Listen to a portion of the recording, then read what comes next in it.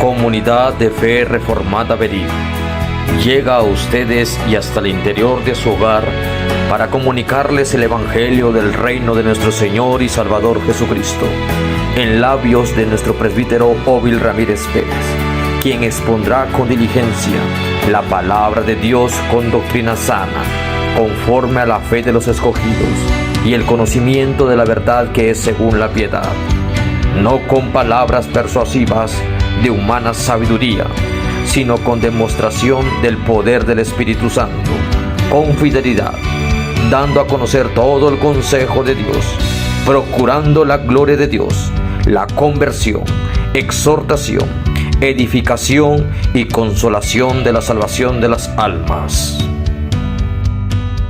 Jesucristo es Rey, Jesucristo es Rey, decía el pueblo de Israel de Jerusalén. Eres tú el que estás entrando a Jerusalén, eres tú el que entras a mi aposento de la casa, eres tú el que entras a mi corazón y destruyes ese corazón que está fabricando ídolos extraños en cuanto a tu rostro. Eres tú, oh Rey, eternamente y para siempre. El hombre vive de manera temporal, somos temporales. El único que no habita, hermanos, en la oscuridad, el que habita en la luz inaccesible, es Jesucristo. Él es el único inmortal. Nosotros somos mortales. Reinos vienen y reinos van, generación viene y generación va, pero el reino de Jesucristo no se puede tambalear por las injusticias del hombre perverso. Conéctate con nosotros, conéctate con nosotros. Bien, mis hermanos, vamos a meditar en la palabra de nuestro Dios, vamos a orar a Él para que nos dé la iluminación de su Espíritu Santo. Oremos. Gracias te damos, oh Dios, porque te hemos adorado a través de la lectura, a través de los cantos, a través de nuestras oraciones seguimos reverenciando tu nombre y ahora, Señor, queremos adorarte a través de nuestros pensamientos que sean sometidos a tu palabra, que son tu juicio para conversión a nuestras vidas y también para exhortarnos a vivir una vida recta delante de ti, y sobre todo la consolación de tu Espíritu Santo para que estemos siempre dispuestos a seguir en este transitar de nuestro diario de vivir en tu mundo. Gracias, oh Señor, por tu iglesia. En estos momentos, Señor, nos ponemos a tu palabra y dirígenos, oh Señor. En el nombre de Jesús oramos. Amén. Amén. Salmos capítulo 10, versículo 11 al 18. Vamos a meditar, mis hermanos, con la visión del rostro de Dios. La visión del rostro de Dios. Ese es el tema. Nosotros anhelamos un día ver el rostro de nuestro Señor Jesucristo. Creemos que será glorioso, será majestuoso para todos aquellos que esperan su venida. Y gracias damos a nuestro Dios porque hasta este momento nos ha cuidado. Y poniendo en contexto, hermanos, el Salmos capítulo 10, del 1 al 10, meditábamos en el tema la visión de un ser humano pecaminoso, la visión del ser humano en su pecado. ¿Qué es el hombre? Lo dice el Salmos capítulo 8, el hombre es majestuoso, el hombre es un ser muy asombroso porque es creado bajo la estampa de Dios que representa su gloria. Pero cuando el hombre cayó en pecado, hermanos, la imagen se desconfiguró, se manchó, tomó otro sentido, cambió de dirección religiosa, porque el hombre es un ser religioso por naturaleza, cree en algo, tiene su credo en algo y vive de ese credo. El hombre se ha preocupado por sí mismo en muchos en muchas situaciones de la vida, hoy en día la sociedad donde nos encontramos, se preocupa también la mujer, qué lugar tiene la mujer en el mundo de Dios. Eso ya lo hemos explicado anteriormente en los estudios, pero si vamos a recapitular un momento, dice el versículo 2, con arrogancia el malo persigue al pobre. La visión del hombre, hermanos, en cuanto al hombre mismo, es imponerse su superioridad. Dice la Biblia que nadie tenga concepto que grande de sí mismo. No, eso no existe, hermanos. No existe. Eso sí, todos somos iguales en el sentido correcto de la palabra. Pero todos tenemos diferentes habilidades que Dios nos dio, tenemos vocación. La gente dice, ¿cuál es tu don espiritual? El pagano incluso nos devalúa ante el marco de la creación, porque pensamos que el cristiano solamente es para cantar aleluya, y eso lo hemos nosotros fabricados, porque esa es la perspectiva que nos han generado de minimizar al hombre como un esclavo nada más. Y hay personas que quieren superarse, pero no se superan bajo el rostro de Dios, sino bajo el rostro del hombre, porque quieren imponer sus ideas. Y lo dice el Salmos, el hombre siempre quiere construir su propio destino, su propio mundo, su propia familia, sus propios hijos, su educación, hasta la iglesia que hoy vamos a dar de manera oficial, hermanos, esta organización. La iglesia no nace a través de un club. La iglesia no nace a través de voluntades afuera, aislada de las Escrituras, porque esta es la construcción del hombre de sí mismo, como dice el versículo 2, con arrogancia. La palabra arrogancia significa su presunción, su soberbia, su orgullo. Ahí quiere estar en lo más alto. Con arrogancia quiere hacer el malo. Describe el malo. Todos somos malos. Usted y yo somos malos por naturaleza, hermanos. Somos malos por naturaleza en el sentido del pecado de nuestros primeros padres, y Adán y Eva. Pero en su sentido de naturaleza perfecta, íntegra, usted, hermano, hermana, fue creado de manera perfecta, de manera buena. Pero el pecado comenzó a desviar la fraternidad. Es lo que no buscamos, hermanos, nosotros. El proyecto que tenemos es tener mucho cuidado, porque una de las fisuras de tantos problemas es el lenguaje. Con nuestra boca bendecimos a Dios, y con nuestra boca maldecimos el nombre de nuestro Dios.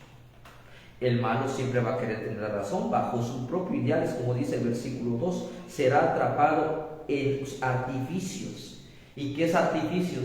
Son sus estructuras de ideas. El hombre no es un tonto, hermanos. El hombre perverso es un sabio en el pecado. Ellos y nosotros que estamos restaurados a la imagen de Jesucristo. Pero a veces el avivamiento del espiritualismo nos ha llevado a que nosotros no seamos intelectuales en el Señor. Porque solamente queremos construir pura adoración, puro templo, puro culto. No es malo.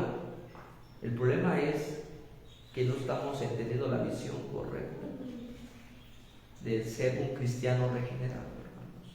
La mujer, la hermana, el joven, el niño, una mentalidad bajo la perspectiva de la gloria de Dios, bajo el rostro de Dios. Dice, será atrapado el malo, el pobre. El malo persigue al pobre. Tuve hambre y me dices de comer, fui forastero, y comenzamos a articular también y decimos, esto debemos de hacer nosotros, ir a los más pobres más que nosotros. Pero enséñale a pescar a tu hijo, enséñale a trabajar en el mundo, enséñale a ser un hombre bajo la autoridad de Jesucristo. Porque el malo se jacta del deseo de su alma. Ahí está, hermanos, el deseo de su alma. El malo persigue por la altivez de su rostro. No busca a Dios. ¿Por qué no busca a Dios, hermanos? Porque no hay una restauración en el Espíritu Santo. No busca. Nadie busca a Dios por sí mismo. Nadie busca a Dios. Había una gente que decía: oiga, pastor, Jehová algo miró en María. Algo tenía María que no tuvo ni doña Cleofas ni doña... Nadie.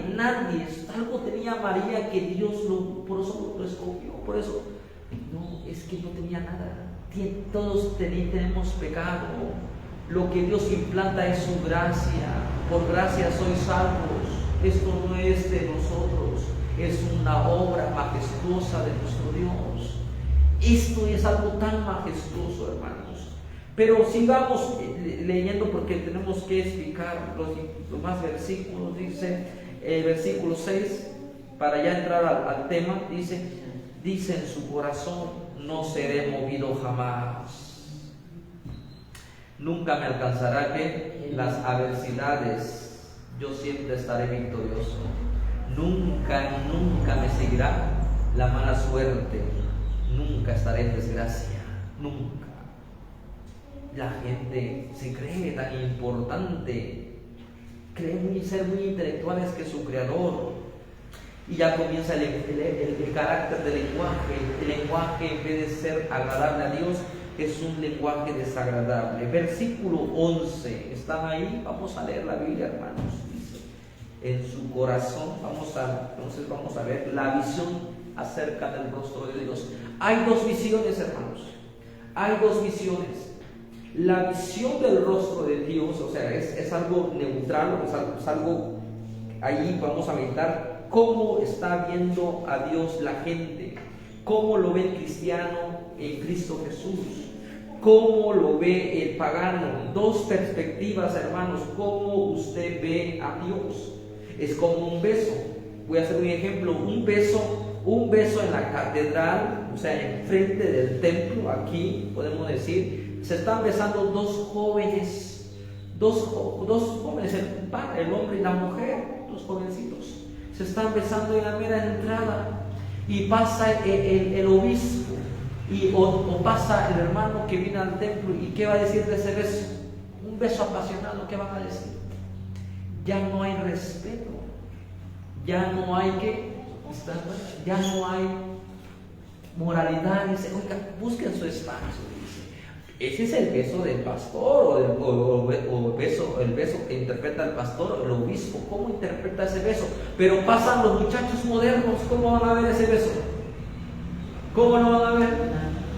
Qué bárbaro, qué bonito se están besando. Pero pasa un dentista, ¿cómo va a mirar el beso? ¿Cómo va a interpretar el beso? Eso es pura infección. Se están transmitiendo. ¿Cuál es la visión que tenemos acerca del rostro de Dios? ¿Cuál es la perspectiva que vamos a tener acerca del rostro de Dios? Nosotros decimos: ay, estoy sintiendo el rostro de Dios, estoy sintiendo la presencia de Dios en estos momentos. Es una perspectiva torcida, es una perspectiva no sujeta a la palabra de Dios, sino sujeta a algo que hay en nuestro ser. Y dice el versículo 11, dice: en su corazón. ¿Están ahí? El versículo 11 dice: en su corazón. El rostro de Dios, en primer lugar, vamos a ver, mis hermanos, cómo este rostro es engañado por el pecado, negado por el impío. El impío, dice, en su corazón Dios ha olvidado. 3 proposiciones, hermanos. ¿Cuáles son tus 3 proposiciones acerca de Dios? ¿Cuál es tu mentalidad de Dios? 3 conceptos que aquí marca la Escritura. Número 1, escuchen, vean, dice: Dios ha olvidado, Dios ha encubierto.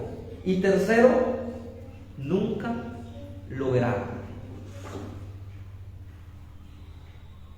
3 propuestas. En su corazón.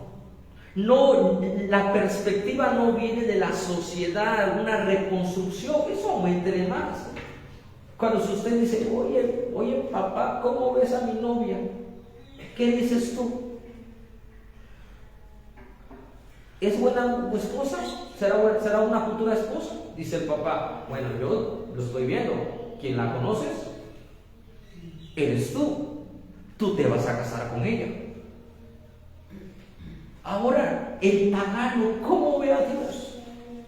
Si no hay un acercamiento a la palabra de Dios, no hay un acercamiento al templo, a la institución, no hay algo, hermanos, pero algo tan importante, hermanos, hermanas, es que en su corazón usted podrá estar incluso en el templo, usted podrá escuchando la predicación, pero si no hay un corazón regenerado, un corazón quebrantado por el Espíritu Santo, sino que usted nada más quiere ver el rostro de Dios en manera momentánea y no perpetua, no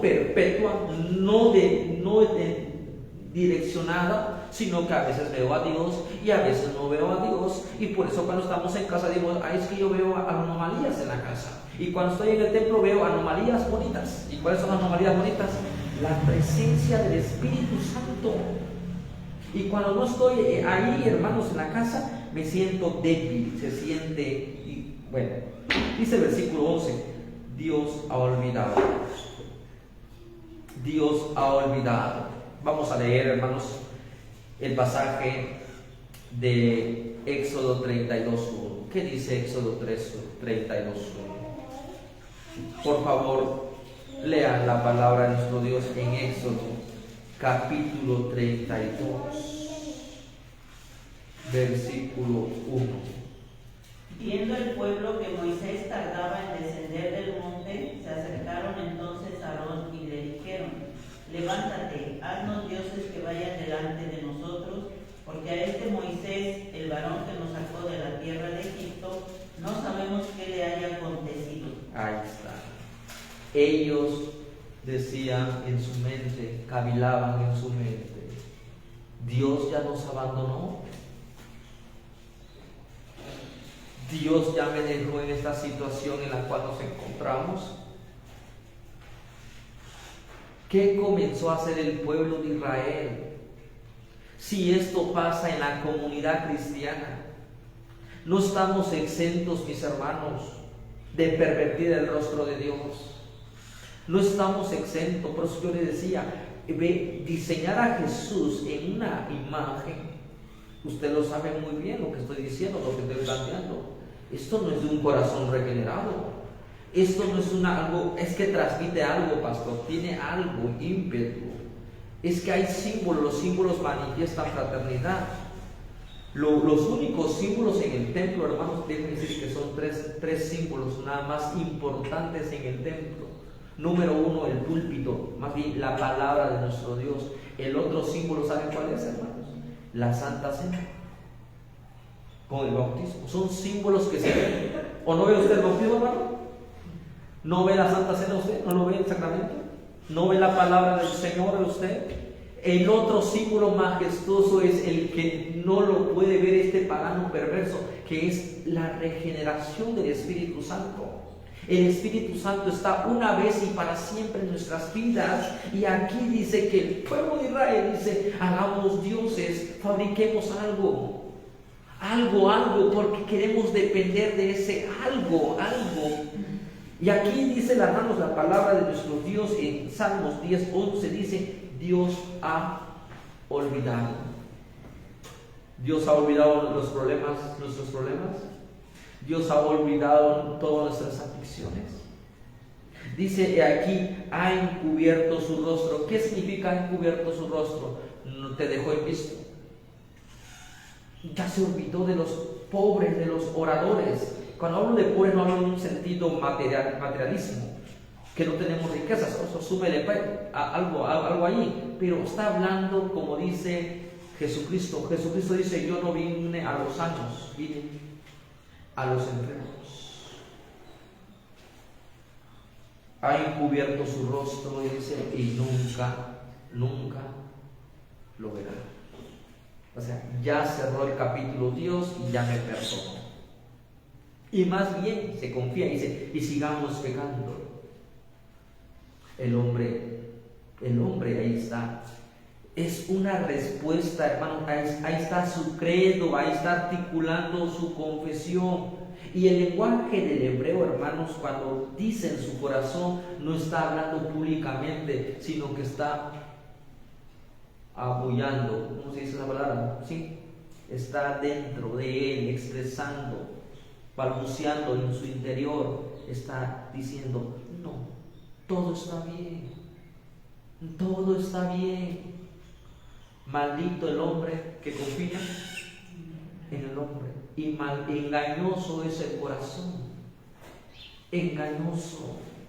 La vida es santa, la vida es recta, la vida debe ser plenaria bajo el rostro de Dios. Cara a cara espero verle, pero ¿cómo vas a verle si tu vida está todo contrario al régimen de lo que Dios espera de cada uno de nosotros a través de su Espíritu? Nosotros cantamos ese canto ahora: cara a cara espero verle. Más allá, estamos delante del rostro de Dios. Muchos tienen aflicciones, ya sea económico, otros problemas personales de litigio, otros problemas emocionales. Todo se conjunta, hermanos, pero la fe no debe dejarse vencer. Clamar al Señor, y vamos a ver la respuesta de esta fe. Que aquí vamos a ver entonces, mis amados hermanos, y como segundo punto, el segundo punto vamos a ver la perspectiva del rostro que el hombre regenerado ve a Dios. En segundo lugar, la perspectiva, hermanos, del regenerado en cuanto al rostro de Dios. ¿Cómo ve el justo, el temeroso, el rostro de Dios? Vamos a leer el versículo 12, dice: levántate, oh Jehová. Y está orando, hermanos, no está gritando en oraciones. Hay hermanos que gritan, hay hermanos que brincan, hay hermanos que zapatean los pies. Esto me suena a mí como aquel hombre que estaba allá, acuérdense, solito. Dice: solamente yo he quedado ver el rostro de Dios, solamente yo puedo ver el rostro de Dios. Acuérdense ese profeta que decía: han caído los profetas Baales, los profetas de Baales hablan.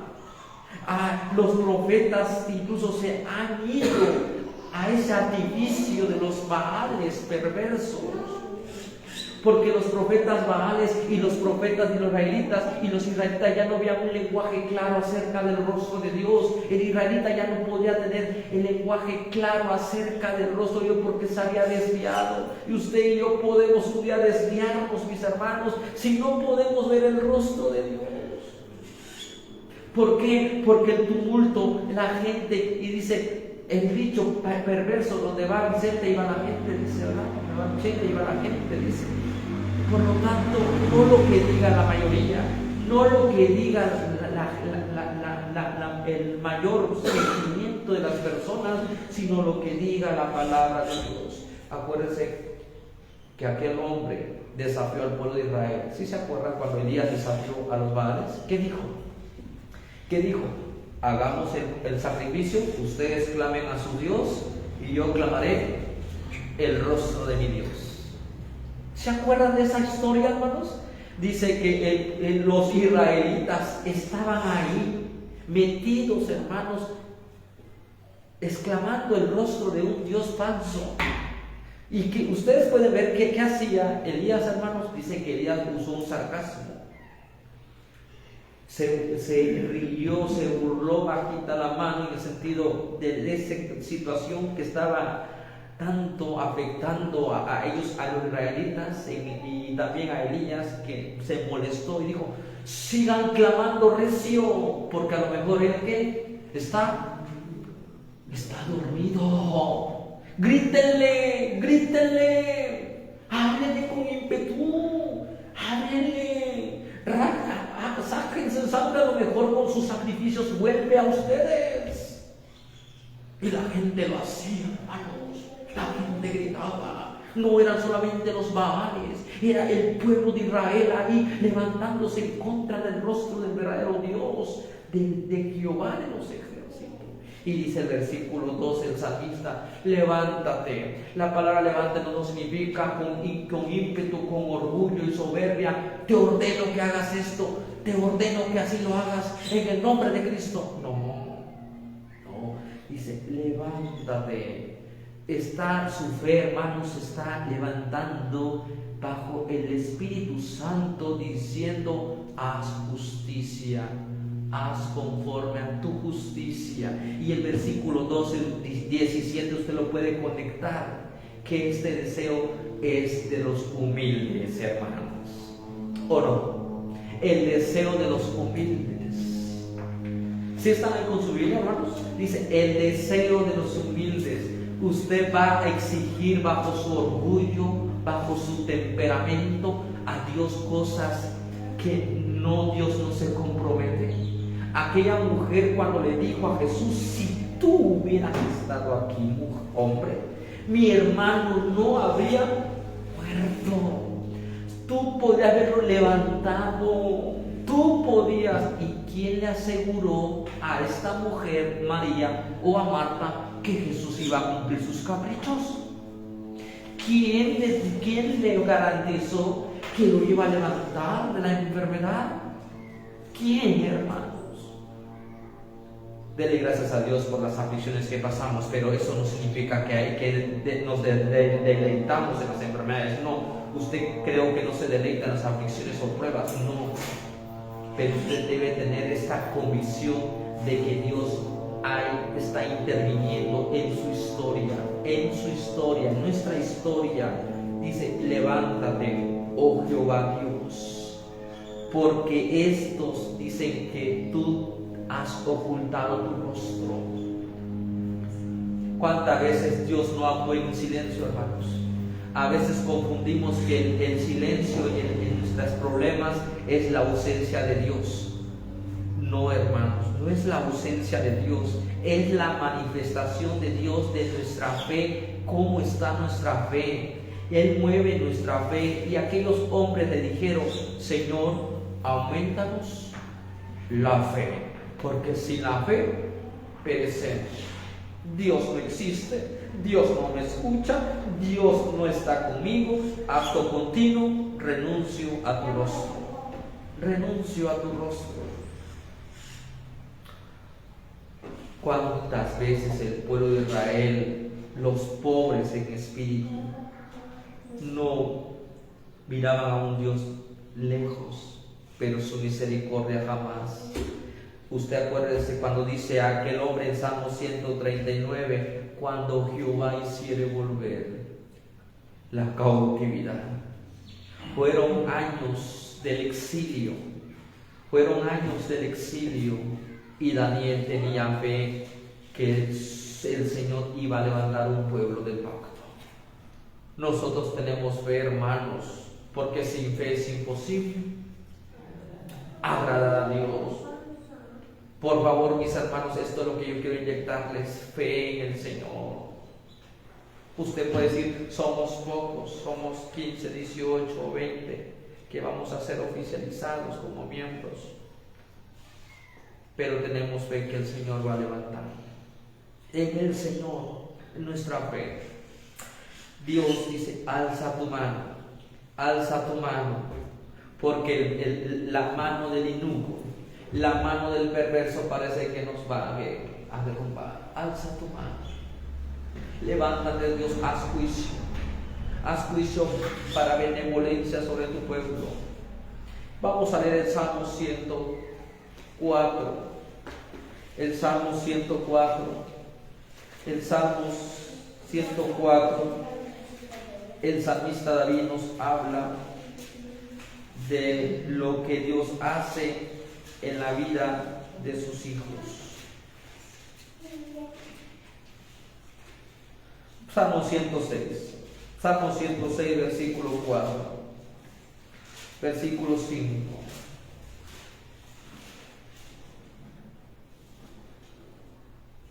Salmo 106, versículo 4 y 5. Dice el salmista, acuérdate de mí, oh Jehová, según tu benevolencia para con tu pueblo, Visítame con tu salvación, para que yo vea el bien de tus escogidos, para que me goce en la alegría de tu nación y me gloríe con tu heredad. Hermanos, esta es la súplica. Levántate, acuérdate de mí, oh Jehová, según tu misericordia. Visítame en el tiempo de la aflicción, para que yo vea el bien de tu pueblo. Yo quiero ver el bien de esta comunidad cristiana. Venid, hermanos. Yo no sé si usted quiere ver el bien o quiere ver el mal.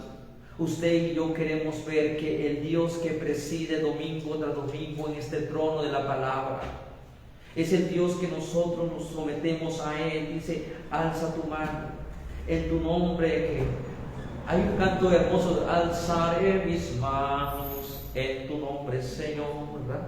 Alzaré mis manos en tu nombre, Señor, mis labios te alabarán, y así mi vida te bendecirá hoy y siempre. Ese es el canto majestuoso. Es levántate, oh Jehová. Así como Moisés hace este canto y dice Moisés, levántate, oh Jehová, y sean esparcidos tus enemigos, y huya delante de ti tu presencia. Habrá alguien que no está alabando al Señor correctamente aquí en nuestro templo, hermanos. Que Dios nos libre. Versículo 13. ¿Por qué desprecia el malo a Dios? ¿Por qué desprecia el malo a Dios? En su corazón. La raíz del pecado, hermanos, no está afuera. Usted no le eche la culpa allá afuera. La raíz del pecado, ¿dónde está? En su corazón. Ahí está, en el asiento. Versículo 11 dice: en su corazón. Los males no están afuera, hermanos. Los males no están allá. No es el mundo. Aléjate del mundo. Escapa del mundo. Dice que la oración de Jesús nos llama mucho esta ilustración, hermano. ¿Por qué desprecia el malo a Dios? Jesús dice: no quiero que los quites del malo, no quiero que los quites del mundo, sino que los guardes del mal. No quiero que los quites. Vámonos a la montaña. Esa era la perspectiva cuando yo entré al seminario. Vamos, vas a estudiar teología, vete al seminario, a la serranía, allá como a la Universidad de Chicago. Aquí, allá vas a respirar puro aleluya, puro a Dios, y en el mundo vas a oler mucho pecado por la tierra. El malo no está afuera, el malo está en el corazón.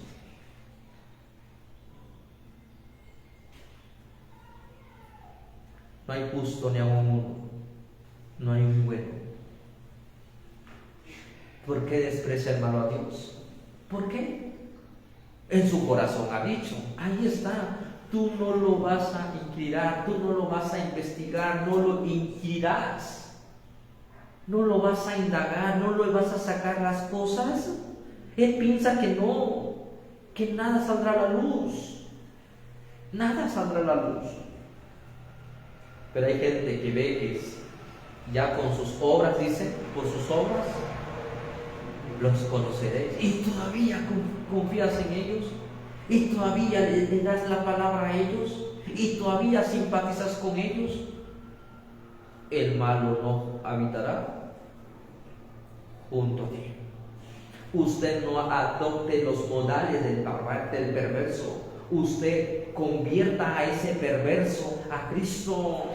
Pero si usted se junta, interactúa, y como dice el Salmos capítulo 1, dice: ni estuvo en camino de pecadores, ni en silla de escarnecedores se ha sentado. No se deleita en los chismes, en las cosas que no hay edificación. No lo inquirirás. Vemos la perspectiva del justo acerca del rostro de Dios. Él piensa que tú no lo vas a indagar. Dice: no me va a pasar nada malo, no me va a pasar nada. Si ya me hubiera hecho algo Dios, pero no, se confía. Versículo 14. Tú dice, tú lo has visto. Tú lo has visto. Ellos dicen, no me ven. Aquí no me ve el pastor, aquí no me ve el anciano, aquí no me ve nadie. Aquí, ante el rostro de Dios, ¿quién va a escapar, hermanos? Esto nos lleva a tener gozo. ¿Por qué miras el trabajo y la vejación? Tú lo has visto. Porque el trabajo del justo, hermanos, si pues coméis o bebéis, hazlo para el rostro de Dios, para la gloria de Dios, para el trono de Dios. Todos nuestros actos están delante del rostro de Dios, hermanos. Dice, tú lo has visto. Tú has conocido mi pararme, mi sentarme, mi caminar. ¿Y a dónde me iré? Me iré de tu espíritu. ¿Y a dónde me iré? De tu presencia. Ahí tú has visto, porque miras el trabajo, hermanos, el trabajo debe ser para el rostro de Dios, mis hermanos. Nosotros estamos ante el corandeo, ante la presencia de un Dios que está con su pueblo. Todo nuestro trabajo está ante Dios.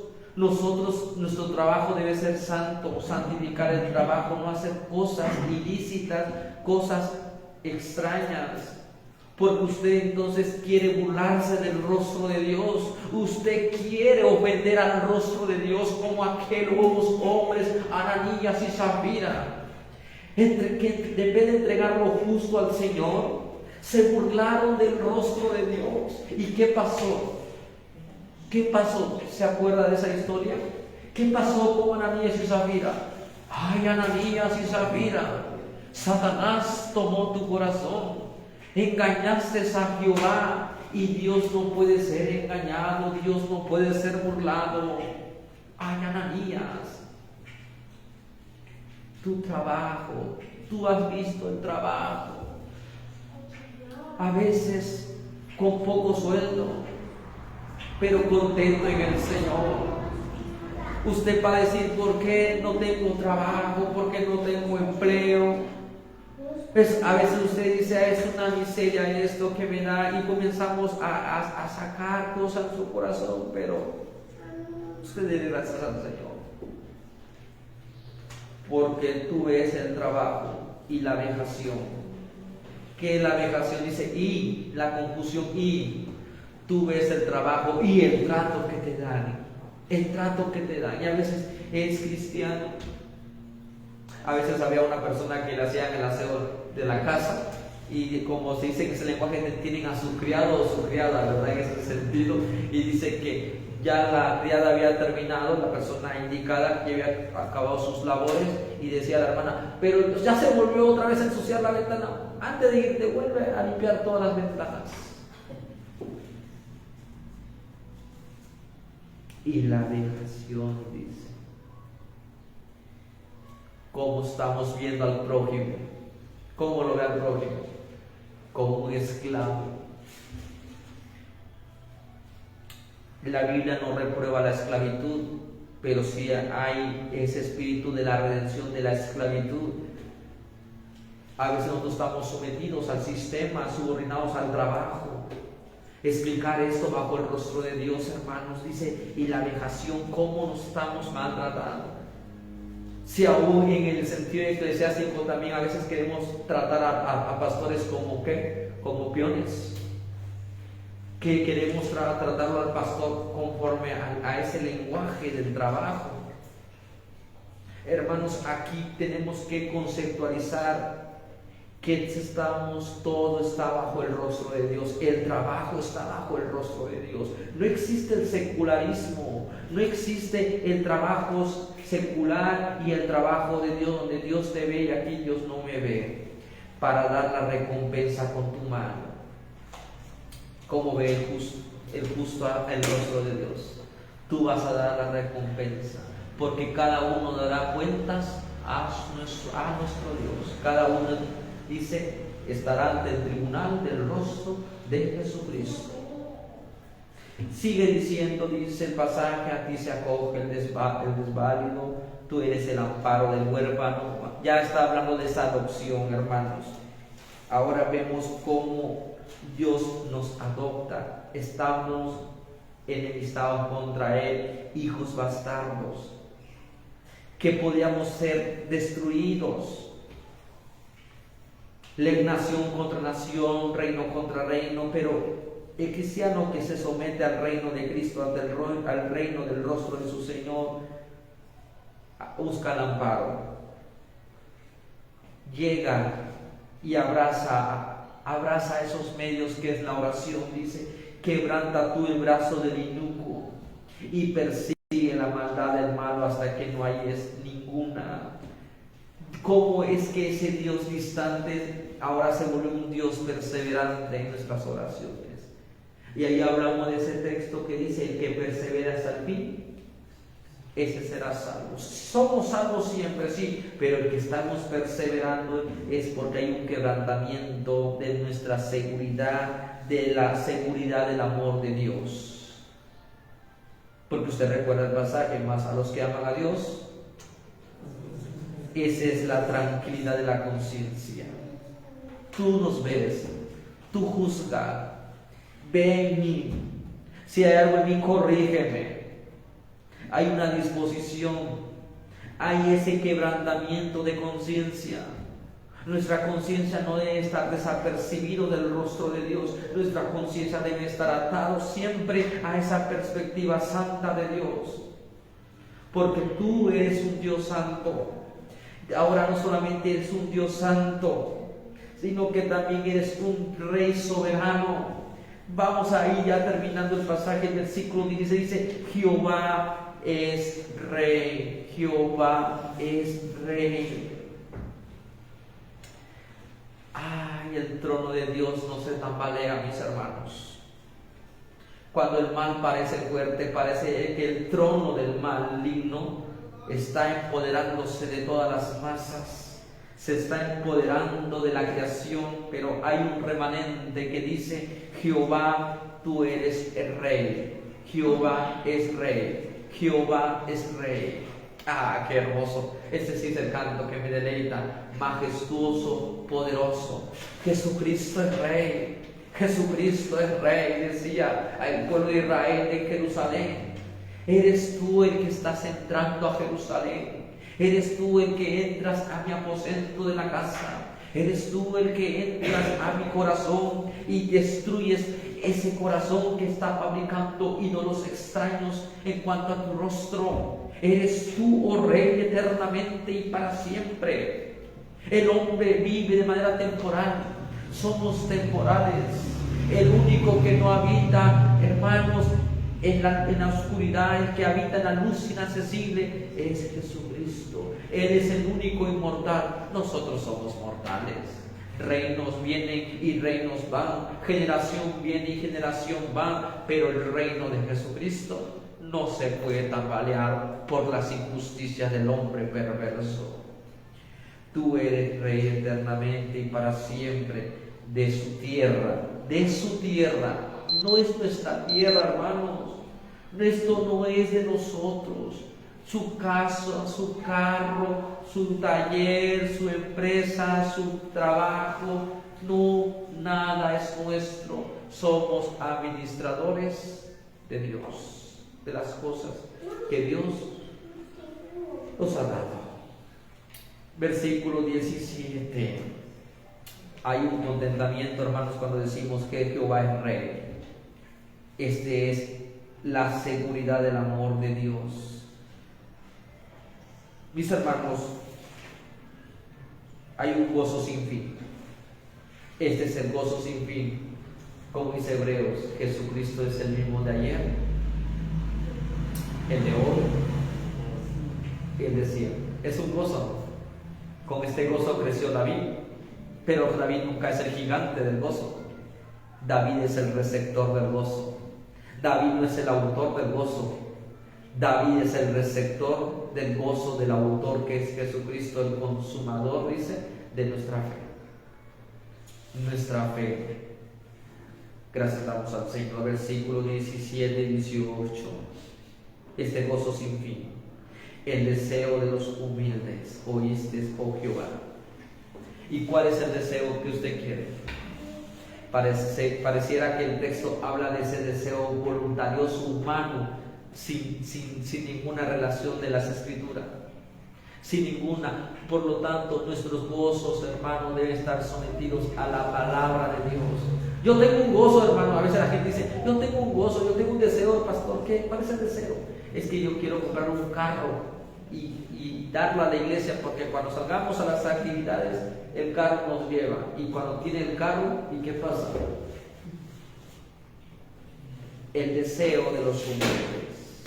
Este es el deseo, hermano, de nosotros, que todos te conozcan y procedan al arrepentimiento. Para mí es un gozo y un deseo conocer a la hermana Marisol, a nuestro hermano Carlitos. Para mí es un gozo conocerlos a ustedes. Yo, siendo de Chiapas, conozco a morelenses, ¿verdad? Cuántas caras de morelenses. El deseo de los humildes es que te conozcan a ti, oh Dios. Que usted conozca este rostro de Dios. Que no conozca un rostro fabricado, ficticio, imaginado. Que usted conozca el rostro de la palabra de Dios. Y quiero terminar. Vamos a leer un pasaje, mis hermanos. Yo quisiera llevarlos a 2 de Samuel. Y vamos a concluir. 2 de Samuel, capítulo 12.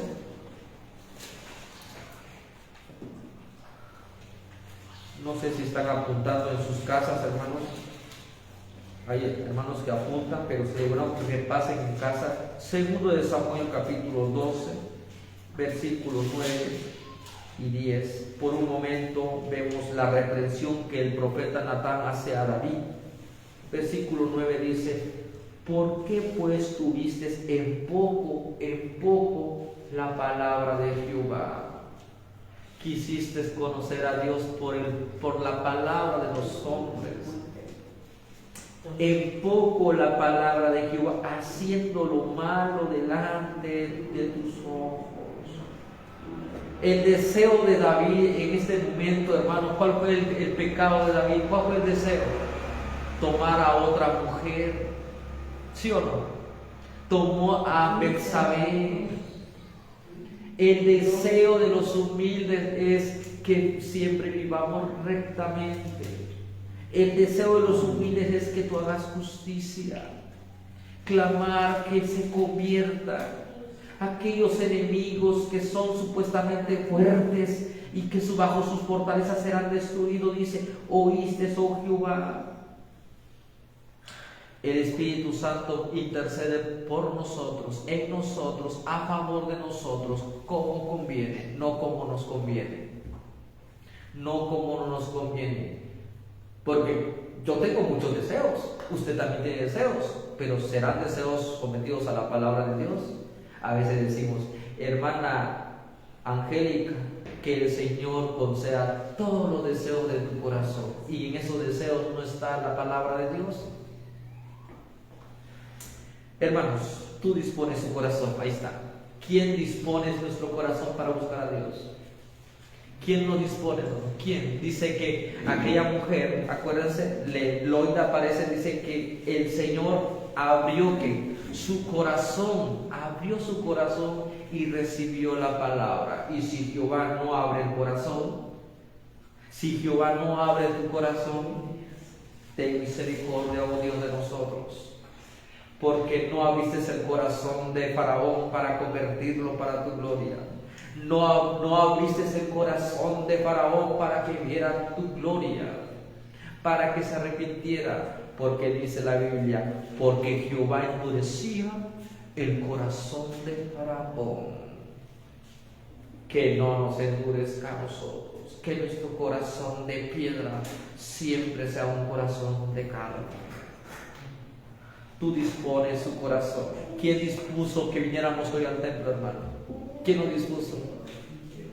¿Quién lo dispuso? Amén. Él es el dice, el hombre dispone. Hay un texto muy importante, ¿se acuerdan de ese pasaje? Hay un pasaje que dice: el hombre propone, pero el Dios es el que dispone nuestros caminos. Hay un propósito en esta misión, querida hermanos, y haces atento tu oído, y haces atento para juzgar al huérfano y al oprimido, a fin de que no vuelva más a hacer violencia al hombre de la tierra. No violencia, la violencia no. Hay distracciones a veces. Se dan cuenta cómo están hoy en día las situaciones políticas. Clamemos por la paz en nuestro país. Clamemos por un buen gobierno que se convierta a Dios. Invito a que nos pongamos de pie, mis hermanos. Vamos a ponernos de pie. Gracias te damos, oh Dios, porque tu rostro siempre resplandece sobre los humildes. La luz de ese corazón regenerado, la luz de tu Espíritu Santo, Señor, es la que va a eclipsar, oscurecer aquello que impide que nosotros resplandezcamos. Porque cuando tú, oh Dios, callas, en verdad y en realidad tú estás preparando una respuesta y un corazón que clame: Abba Padre, ten misericordia de nosotros, oh Dios, ten misericordia, porque un día estas naciones perecerán, pero tu iglesia no va a perecer, porque tú eres su Dios soberano, tú eres el Dios que obras en tu Espíritu Santo, afirmando nuestra fe para dar, Señor, la recompensa de acuerdo al trabajo que hagamos aquí en la tierra. Gracias te damos, oh Señor, y en el nombre de Jesús oramos. Amén. Pueden tomar sus lugares, mis hermanos, y continuamos con su hermano Rubén.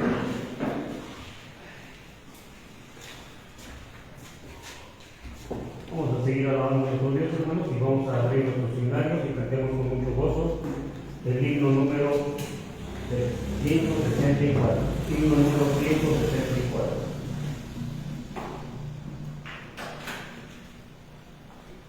Me van a ayudar entonando porque